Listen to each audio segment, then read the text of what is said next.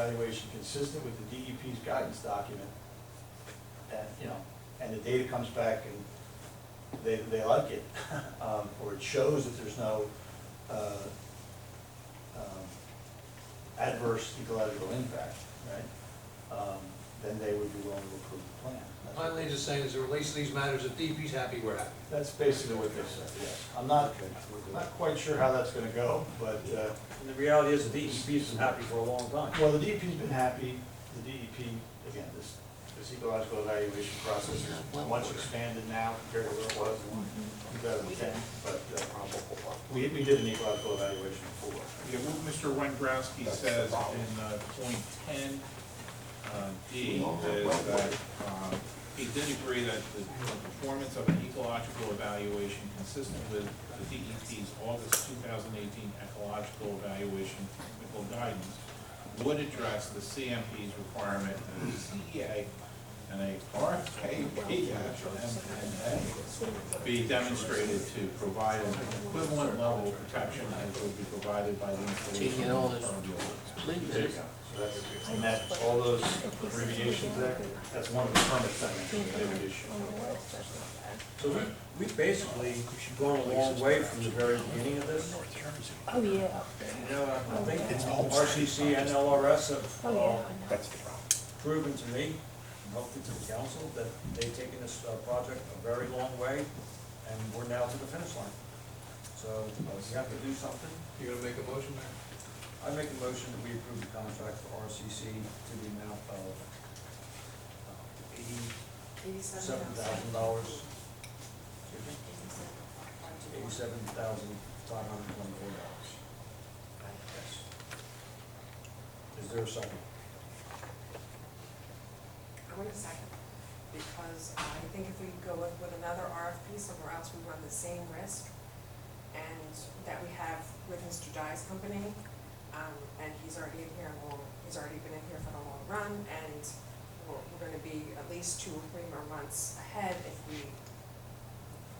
do this contract now. And quite honestly, Mrs. Owen, with all due respect, something tells me that if this did go out to bid, there's gonna have to be an awful lot of catching up for another company to find out what's involved, and they're never gonna be able to do it for the quote that we have here. I mean, RCC has taken us a long way.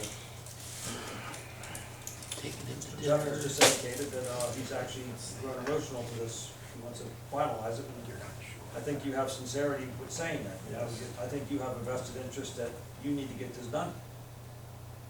Let's vote it. Let's put it here. Good? Roll call.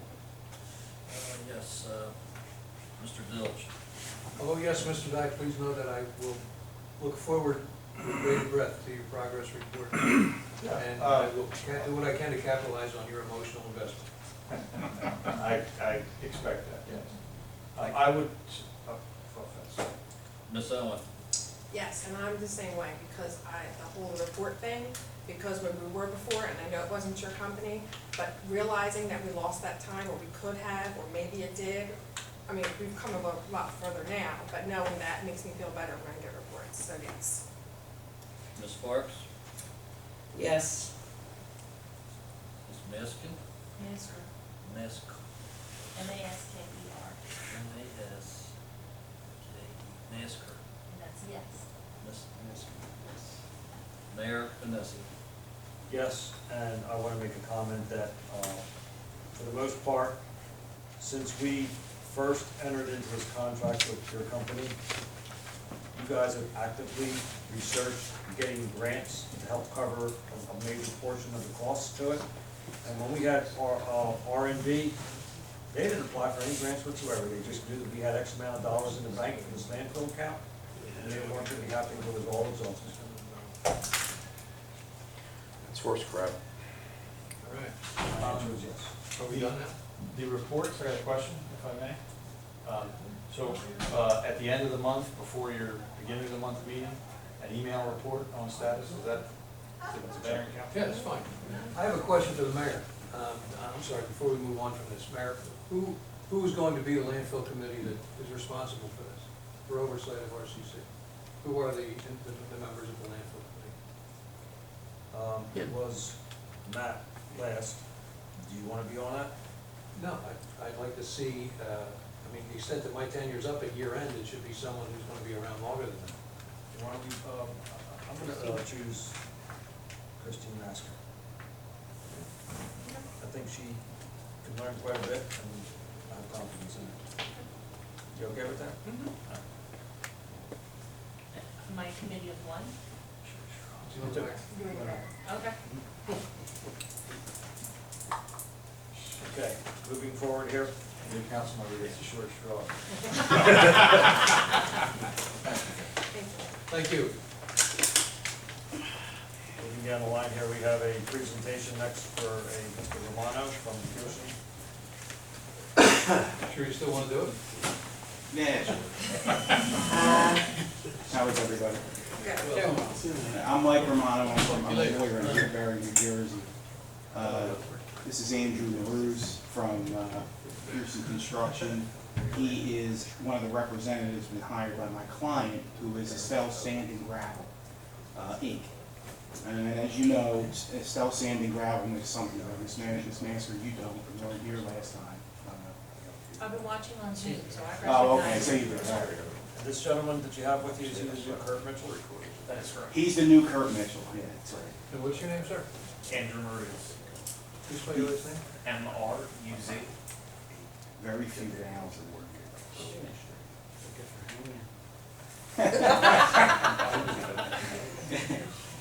Anyway, the property, you all know the property is at 6971 Maple.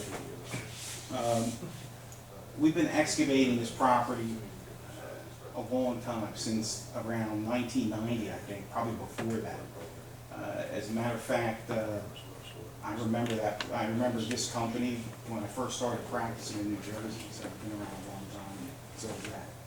The problem with the property for us has been that there's an ordinance in this city that requires that we only can go down 15 feet for the excavation operation. And as a result, 35, isn't it 35 feet? no, 15. 35. The Pinelands actually says it's 35. No. Pineland says 35, excuse me, Pineland says 65, we have an ordinance that says 35, Right. not 15. No, That's the challenge. it's a depth greater than 15 feet below the normal surface of the existing ground prior to excavation. So how many feet is that then? Depends on what the. Well, regardless, we've topped out. We can't go any further, and we can't use the property anymore because of that. Not for a mining operation. So we have requested from you. I've spoken to your counselor, Mr. Rafferty, about amending your ordinance to be cohesive with the Pinelands regulations, which allows excavation to 65 feet. When I brought this up at the last meeting, your concerns apparently were more safety issues. And these were raised because there was understandably a concern that once you excavate below the 15 feet that's permitted, eventually you're going to hit water. And eventually it will become a dredging operation and essentially be a lake. And so we went, as soon as that meeting was over, and I mean as soon as it, Andrew was down there with the other representatives, looking at the property, talking to the neighbors, talking to the police, finding out what's going on there, what we can do there. And he's looked into a bunch of different possibilities, and I think we've come up with a plan that should be satisfactory to everybody, although it's not completely, we don't have all the numbers yet, but here's what we would suggest. There's always been signage there. We would add additional warning signs and trespasser signs. And that's the other thing. We're not dealing with business invitees. We're dealing with people who shouldn't be there. That is creating the problem. It actually, in fact, have sites on YouTube that show what activity is taking place here with their motocross racing or ATV racing. We're planning on, well, probably tomorrow or Friday, they're going to add barriers to non-sanctioned entranceways that people have been using. There are barriers that you've used at another site. Mind if I add to that? So Go ahead. we're gonna be You bringing, know, is it okay if you? Sure. thank you. So we're also gonna be bringing equipment in as well. It looks like a dirt bike park, if you've ever been there. So we're gonna bring equipment in, we're planning on knocking down all of the berms, which are there currently, to kind of make it less appealing to people as well. And what Mike's talking about is bringing in essentially Jersey barrier in areas that have historically been used as ingress and egress points to the property that are non-sanctioned by us, that come in off of the back of the property. We can barricade those areas, and if we can move forward with what we're trying to do, eventually, the plan is to add a fence so that we can sign it properly, proper distance in between those signs. When I met with the police, the station commander, he informed me that there was a requirement for the distance between the signs. If we can get to that point, we have something to protect, they're gonna take an interest in it. You know, I kinda have them on our side when it comes to doing this. But essentially, we need to move forward with what we're trying to do in order to accomplish that. We reached out, a couple of you indicated, is it possible to have security people out there, that kind of thing? It could be very expensive, but we still looked into it. Incredibly, because of COVID, no one's responded to him. They don't have employees. They don't have anybody that they could send out. But he's a genius, and he came up with a different idea that probably would work just as well and would get you to the same place and be more cost effective for my client, which is to put trail cameras, I think that's what you call them anyway, that actually trigger, essentially if there's movement, it'll trigger a picture being taken and immediately sent to various people in our safety department's cell phone, so that we would know instantly if someone was there. We could contact the police or have someone go there. And that's the other thing. He's been actually trekking out to the site as often as possible just to make sure there's nothing going on since the last meeting. So that's the problem. You come on site and these people scatter out of the back of the site. With these cameras, hopefully what's going to happen, you know, myself, 2 other employees that I know that live surrounding this area, we can have text messages sent to our phone. It's like a video tripwire, like Mike's saying. If somebody goes in front of the camera, we're gonna know about it. At that point, we can come on site. If there is a large gathering of any sort there, or even for minor nuisances, we can be there within 15 minutes. And, Well, oh, go ahead. If I may, I was actually the one that requested to have the security over there, because I have received the brunt of the calls from the residents, all right? Who they always call. The next. So I've been receiving dozens upon dozens of calls from the various residents over there, and none of them are happy. I've always followed up with a call to the state police. And the state police are, they've got some priorities of what they want to do. And catching people on ATVs is not necessarily one of them, because they know what happens when they respond, which they have done in the past. People scatter, which is what you said moments ago, and they don't go in there with an ATV themselves. So therefore, how do you catch these people? It's very frustrating for everybody. However, if you have one of these trail cameras, and they do have some of the sophisticated ones, where it could actually go to the state police itself, that would be the way to go. It should go right to them, that way they are aware. And there's no calls that need to be made.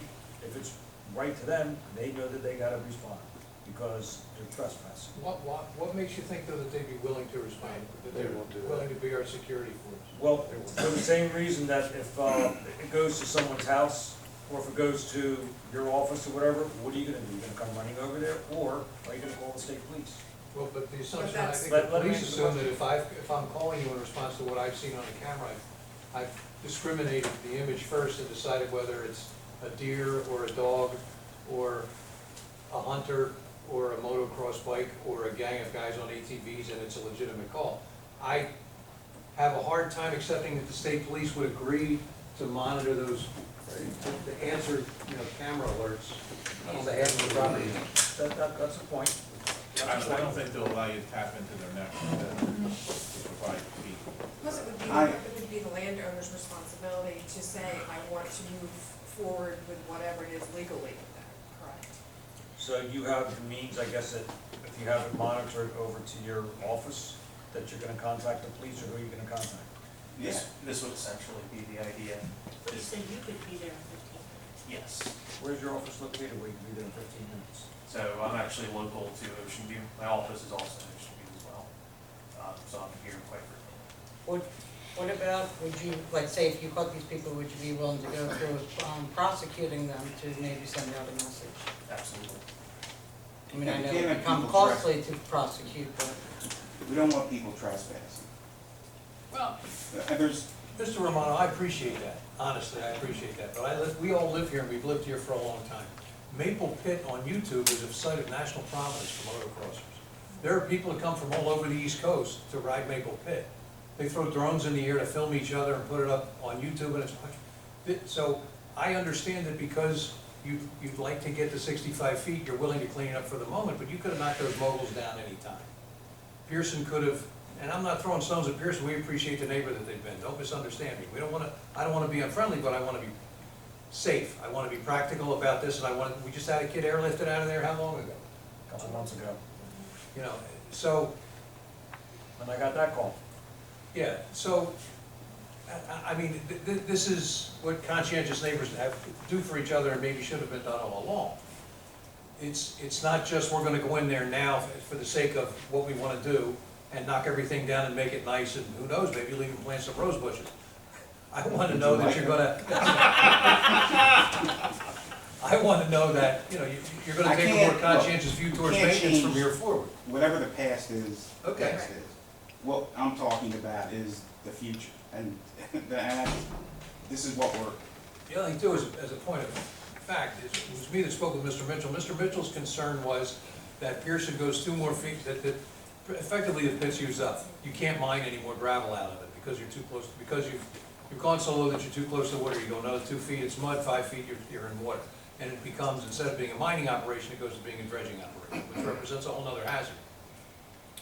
I don't know exactly what is your responsibility to the safety of trespassers, but as the landowner, you have some responsibility for it. How do you mitigate that? that's what we're talking about. But wasn't Okay. part of Yeah, your. I mean, that's what we're talking about. Why didn't you Remember, mention that particular risk? which one? The whole body Oh, of the water draft, no, well, thing. that's really what we're, Mr. Dills, that's what we're looking, that to me is what you were worried about last time, that's what we're addressing. Okay. I mean, that's exactly what we're addressing, because putting a fence all the way around this property is not cheap. You know, it's not, and that's what we're planning on, that's just one thing. We think the combination, plus there's one other element here. If we're permitted to work there again, there'll be people working there again. And they won't be working there 24/7, I understand that, but they'll be there enough so that it'll really be a disincentive for people to go in, just that alone, to try to get in there. You're planning on putting a fence, a continuous fence around the entire, how high? How high, I don't, 6 foot. There's I that guess. 6 foot, that's a big expense. 6 Well- foot's the ordinance, yeah. yeah. I know it is, and it's, you know, Although if you that's, wanna put an 8 foot, all we have to do is just give you permission, you don't have to necessarily.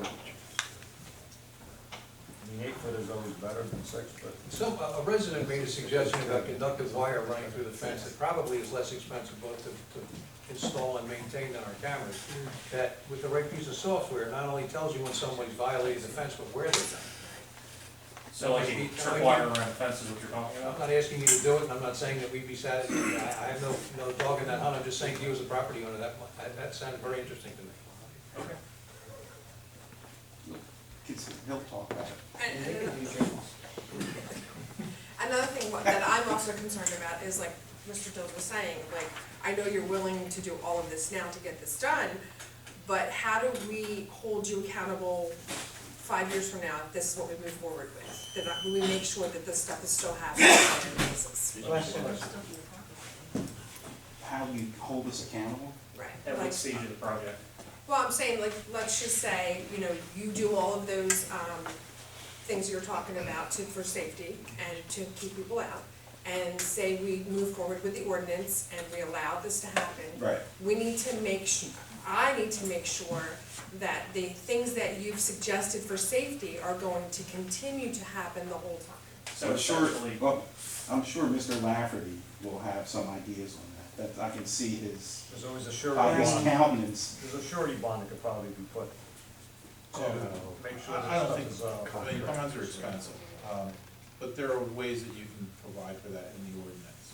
Right, I mean, I'm sure you'll find some ways to make contingencies in there. We had to get the right ordinance, right? No, we haven't had anything, this is for discussion purposes. I'm just curious, so if they grant the ordinance and you get to move forward with going down 65 feet, how long of a project do you foresee that? How long is that gonna be a going concern? For years? I would think so. And look, I'm no expert on mining, but I am an expert in age, because I'm old now. And I remember when we started there, and that was 30-some years ago. And they only got down to 15 feet. Okay. So it's a Or whatever it long-term is, Mayor, I don't- investment. We're in compliance with your ordinance now. We want to go beyond that. And, essentially, once it turns into a dredging operation, it is most likely going to fall under MSHA federal guidelines for safety standards. At that point, we have safety department, and they will actually have precedent over that site to follow MSHA guidelines, part of that which is protection to the public. We have quarries up in Pennsylvania, where you not only have water hazard, you have pipe hazards and other things that we're lucky to not have down here. And that safety department is where I started off in this company, and I believe very much in our effectiveness as a company with that safety policy, particularly with the MSHA guidelines. I believe it's working. one of the materials that have pulled out a product called K4 or K5? I-5. I-5 gravel? No, K5. I don't know what you're referring to. Totally, that's like a real soft that's used for septic beds. Like septic sand. It's actually fill. You have to take clay out, and then you have to replace it with the K4 or K5 material. I think it's K5. Maybe you can take 60 seconds for the edification of council as it relates to the strategic placement of your gravel mines, the fact that you use them when you're working somewhere near them. As you work further away, you rely on other resources, and that there are times of extended periods of dormancy as well as periods of great production. Clue us in on it. Mr. Mitchell. and Yeah, tell them what MSHA is too. Oh, sorry, the Mining Safety Health Administration. And it's They're- federal, you said, right? It's federal, it's essentially what OSHA is to occupational safety, this would be for mine safety. To answer your question, I think that's a business decision. That is what's going on in the area. We have another quarry right now in Ocean View, which is where my office is based out of. And we do business with a lot of local people there. And I think that this would probably fall into the same realm as that. This would be a local operation. When projects do spring up, such as you're suggesting, that's essentially what would happen, is production will ramp up at that time. But there are also times when you have nothing local and there's nothing going on. Yes, this will not be, you're getting to the point, Mr. Dilge, it's not gonna be a 24-hour-a-day operation, it won't. I mean, And truthfully, it's gonna be a slow development on the site. One of the other things. and we're not telling you that just to get your vote. No, I believe It's just the Mr. Mitchell when way, he told me. it's It just makes the sense. nature of the beast. Makes sense, yeah. Yeah. One of the other things that you said with regards to monitoring, I'm understanding that the main activity that's going on over there at that pit is on Saturday and Sunday. The office isn't open on Saturday and Sunday, is it? No, it is not. Excuse me. No, it is not. So where will you be able to come from then when you know that kids are in there trespassing on the weekend? From my house, which is an additional 10 minutes down the road from where I work. I've been here on Saturday, I've been here on Sunday. I've caught a couple different people who just sit in the driveway. I've informed them to please leave. I was here this past week. We put up more no trespassing signs. We threw basically what's called fall protection string line little triangular flags across the entrance to the driveway, at hip height, considering the activity that's going on there, we don't wanna take anybody out.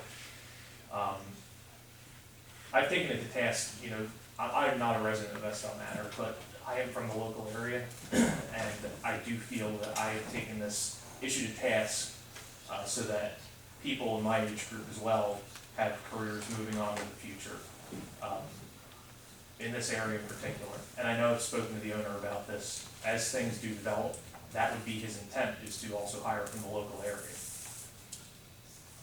So what I'd like to remind council, and Mayor, in my memo of January 25th to everyone, I provided you with our ordinance provisions and with the Pinelands provisions. And interestingly, the language in our ordinance tracks Pinelands almost word for word, except when it gets to the depth. And I can't, nobody's been able to provide me with any explanation as to why our requirements differ from Pinelands. Probably because of what Mr. Dilge said, because once you reach a certain depth, then you have a sand wash. That may have been Which what then happened. becomes I haven't spoken with anybody that has any specific. an unauthorized swimming hole. But the other thing is, the presenter has presented us with two engineering analysis, one from Mark Herman of ARH of April 16, 2020, and a second from David Sell of ARH of October 5, 2020. With their engineering analysis, what I had recommended was that if council had an appetite to consider this request further, that you needed to have those opinions reviewed by your municipal engineer and get a recommendation from them as well. Which we agreed to pay for. Which they agreed to pay for, and Fralinger had a conflict, I've forgotten. Fralinger had a conflict, I went to, is it CME? Yeah, we already got a quote from CME. And I got a quote from CME, and I sent that to Mr. Romano, and the taxpayer has indicated they're willing to reimburse the city for that expense, so it's really no expense to the city. It's about 5,200, 5,500, Something something like that. like that. If you're, I don't have it on. No, because council hasn't expressed an appetite to even go further. And by the way, just before I happen to forget, we do have an ordinance in which the road is to be maintained on Maple Avenue. And quite honestly, I was down there 2 days ago, there's 3 very significant potholes that have to be fixed ASAP. Once again, I've received calls from people on that street, and they wanna know why the potholes haven't been taken care of, so can I nail you down as to, can you give me approximate time when you think you would be able to get that done? I'm gonna have to speak with the owner, but I can make it a priority. My question is is that a provision specifically pertaining to us? Yeah, we have I an was unaware ordinance of that that. says that anytime that there's a series of potholes, that whoever the owner of the gravel company is to maintain it, so Pearson has been the current owner for a number of years. That is going to be asphalted, that portion, but nonetheless, we can't wait until that does become asphalted. They're pretty significant holes, they gotta be fixed right away. Well, here's my question too. If we're going to asphalt the whole thing, having all those trucks on it is going to do damage a lot quicker. That is an engineer question, I'm not sure what the thickness of the asphalt has to be. We have our engineer here now. We'll look at percentage of trucks and come up with a design accordingly. So That's the deal, though, that's been the deal since the beginning of time, they're the truck traffic on the road, and you guys are taking responsibility for maintaining the road to the extent that, from the entrance to the pit out to Fifth. It's pretty much, that's been the deal, right, Mike? Yeah, and the DOT, sorry, what is the depth? How thick is the asphalt normally on a municipal street? Is it 2 inches or 4? Municipal street usually is 2 layers, a base and a top, 2 and 2, sometimes 3 and 2. It depends on what your existing gravel base is under it. So, but if you have heavy truck traffic, you could go 4 and 2. So with the application and the grant that we just applied for Maple Avenue, which we haven't put it out to bid yet, what is going to be the required thickness of the overlay? I don't know this one. I can get that answer for you. Because I didn't as you're hearing this application now, there's gonna be some significant increase in truck traffic. Of course, we wanna make sure that that road doesn't have to be maintained monthly or bi-monthly. Normally what happens is, if you have an existing road and you grant an approval for a land mining operation, you usually require that the land mining operator